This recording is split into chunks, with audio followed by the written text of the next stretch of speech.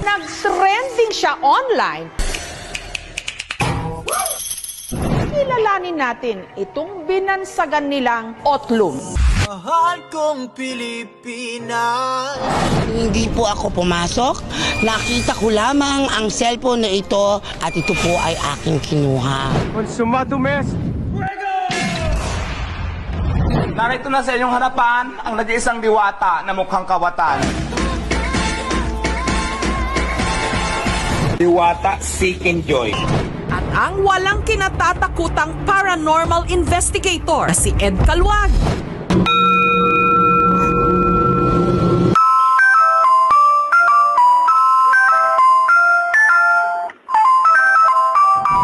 It's more of an elementals. Lalo ngayon, basa yung tubig.